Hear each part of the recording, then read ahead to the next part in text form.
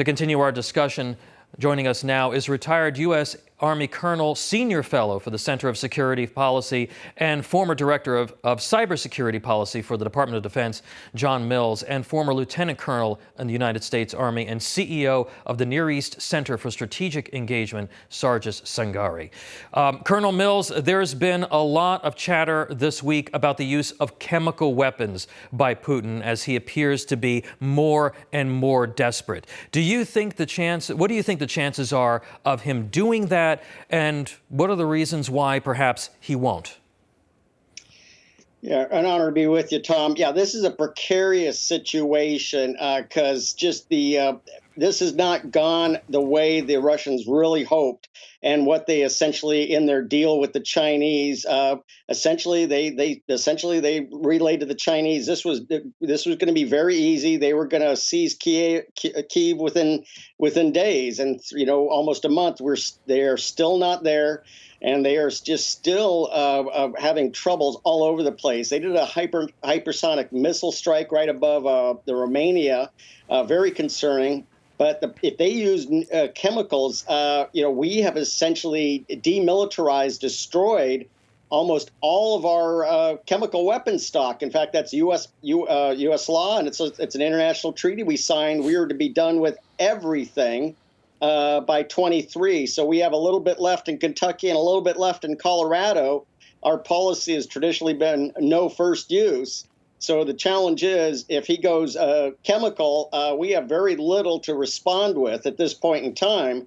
And we do have nuclear weapons, and we do have nuclear weapons forward. Now, that's essentially the situation. Colonel Sangari, I mean, and if I'm hearing you right, Colonel Mills, you're saying that if he crossed that line, that we should put tactical nukes or chemical weapons on the table. Is that what you're saying? I just want to be clear. Well, yeah, it's U.S. policy. We would not be the first to use chemical weapons. We have very little stocks left. Very little stocks left. Nuclear weapons, it's traditional. We reserve the right to use, and it is public knowledge and publicly announced. We do have some tactical nukes forward. Colonel Sangari, your response to that and to the situation generally about Putin's threats of the use of chemical weapons. Well, look, we're all going to know if he's using them when he uses them. So until then, it's just, is a guessing game. Unfortunately, from the U.S. side, there's absolutely no step that we have taken from the current administration to be able to really know how we're going to go ahead, either, continue as the war may expand to the west of Ukraine, and possibility, what are we going to do if there's an off-ramp? If suddenly Putin and Zelensky decide that they're going to sit at the negotiation tables, what is our off-ramp there? Because we have not really supported Zelensky with what he wanted when he talked to the U.S. government, when he talked to our congressional leaders, and he told Joe Biden that I need you to be the president for peace.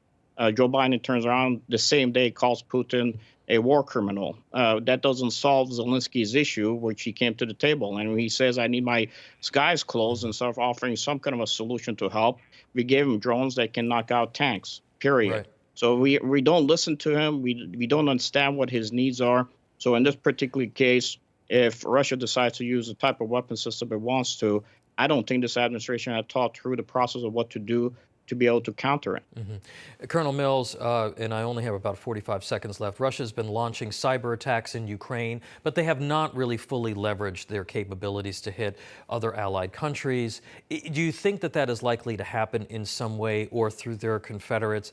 And is there a sign, given the fact that they haven't done that, is that a sign that they want to leave the door open for a negotiated settlement, in your thoughts? Yeah, there's several possible explanations for the relative paucity of both cyber and the Russian Air Force. So on cyber, there's several possible conclusions, but my basic, what I surmise is they are essentially under duress, just trying to maintain their own operations and very likely receiving coordinated attention from different entities worldwide, which is essentially keeping their head down, just trying to keep their own networks operating. So their networks are probably under significant duress right now. And again, like the Air Force, they've achieved a lot of losses.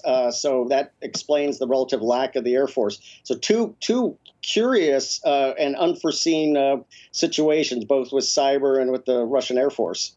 All right, I'm going to have to leave it there. I'm short on time. Colonel John Mills and Lieutenant Colonel Sargis Sangari, thank you very much for being here. Good to be here. Thank you.